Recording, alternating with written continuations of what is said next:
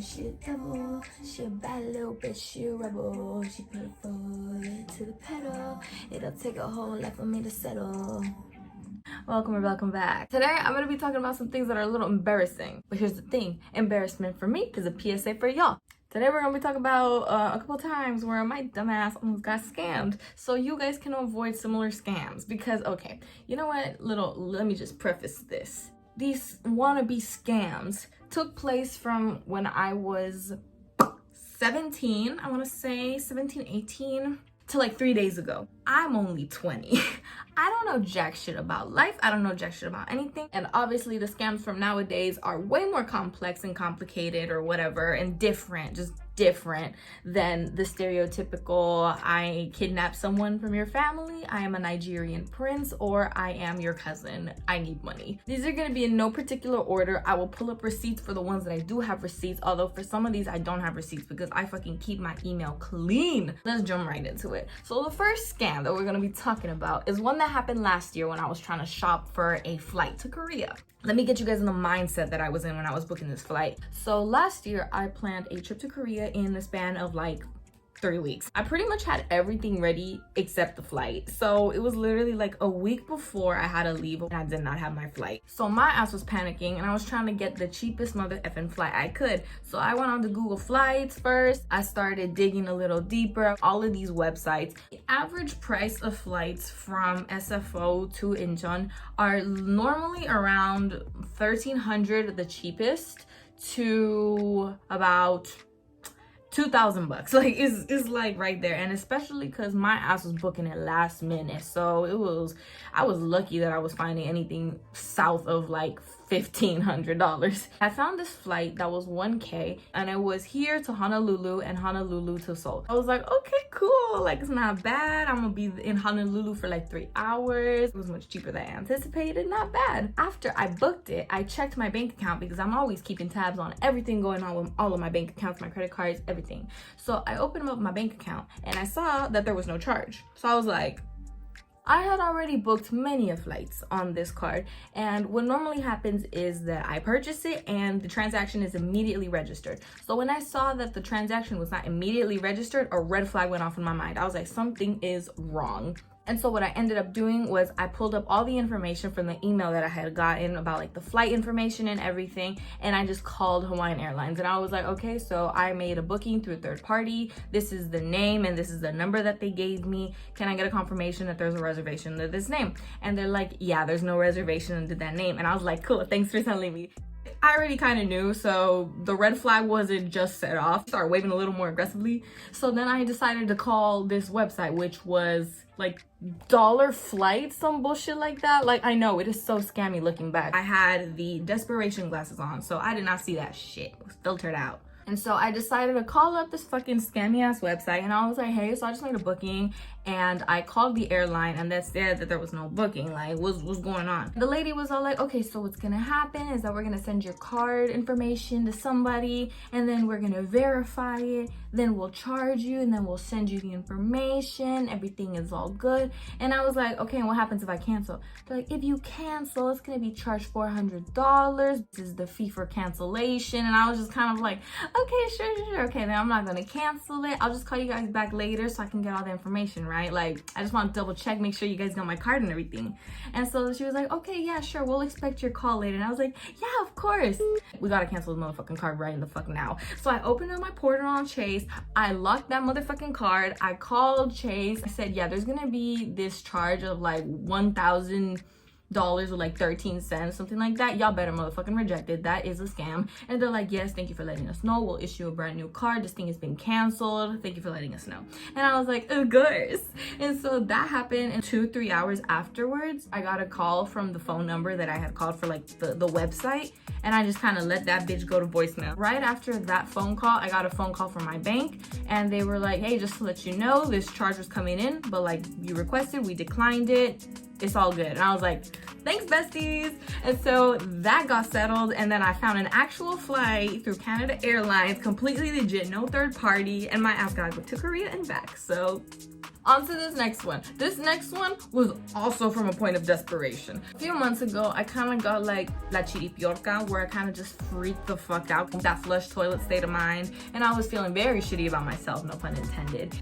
I was freaking out. I was like, bitch, I'm so useless because I'm not being a slave to capitalism right now. So what I ended up doing was that I went on Indeed and I started just fucking sending resumes. I didn't actually fucking want a job. I just wanted to make myself feel better for not having a job. So I was just submitting whatever, and then I got this email saying, reviewed your application, you're perfect for this position as the entry-level data analyst. And I was like, what the fuck is that? You interview for this, and then they sent me to fucking Skype, and I was like, because you guys gotta understand, I don't know how job interviews work. I don't know how getting a job works, because all of the jobs that I've had were pretty much handed to me.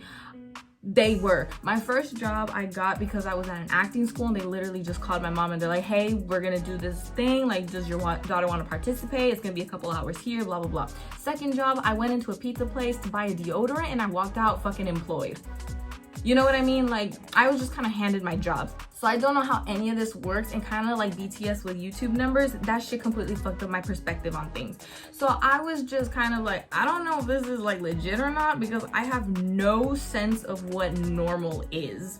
You know, my mom is self-employed, she does her own thing, so it's just kind of like we have no idea if what this is or how this is conducted. And the whole time that they were asking me questions, it wasn't even like a voice call, it was literally just fucking messages on Skype. So when they were asking me all these questions, I swear to fucking Jimin, I was just fucking on the other tab googling answers to these questions. Even if this is a scam, it's gonna help me for like an actual interview, so I know how to lie properly, you know?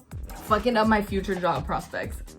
Keep in mind, while I was doing this, I had 3 tabs open: Skype, Google, and YouTube. Skype for the interview, Google to Google the answers, and YouTube to figure out whether or not it was a scam. So obviously they were all like, okay, you're perfect for this position, we're gonna send you this so then you can order like these things for like, you can work at home, blah blah blah. And I was just kind of like, where is this going? Like, this sounds so weird, but like, whatever, I guess. I was just kind of like, I guess. But then I found this YouTube video by this dude, Life After Layoff, honest, link down below. He's goated. I already like knew of him, and I knew his videos, and I would watch him just casually. And so when I found out that like he had a video on this exact type of like interview job thing, I was like, oh perfect, let me start watching it. And so he explained that basically what they do is that they'll be like, okay, this is the job, you can work from home, blah blah blah, and then they send you a check, and you have to order like these materials or whatever from a store that they authorize. And then when you go, like, you purchase it, but then when you go try cashing the check, it's fraudulent.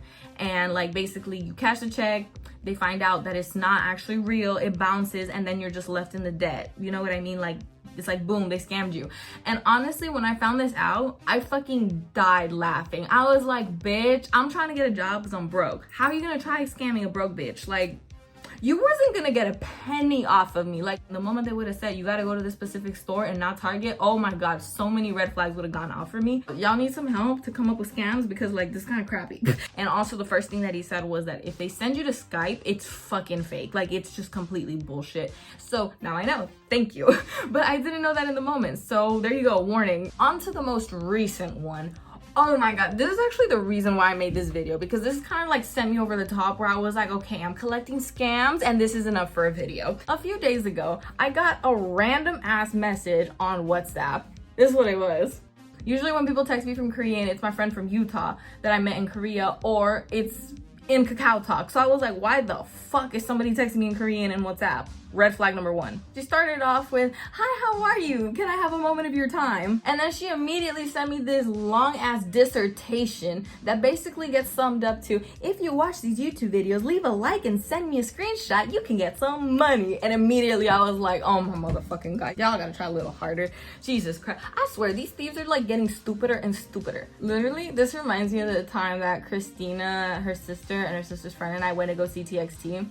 And these 4 dumb bitches tried finessing one of our phones, and they did it in such a stupid way that I was literally like, girls, Can I give you some constructive criticism? Can I give you guys some feedback? Because this is just kind of sad. But then I remembered a video that said, just say okay to scammers. And I was like, wait, let me have some fun with this. So I unblocked her. I immediately just sent like the laughing thing, like, and I wasn't really translating all of these messages because I didn't care. I knew she was trying to scam me. So I just sent her a message saying, so like, you want my bank information? Like, you want to just cut to the chase? And she's like, no, I don't want your bank information. She texted me again. She said, this is your first video. And I was like, okay. And she's like, all I need is a screenshot of you liking, subscribing, and that's it. And I was like, okay. Then she told me, I just need you to send me the picture. And I was like, okay. 3, 4. It took 4 okays for her to like catch on.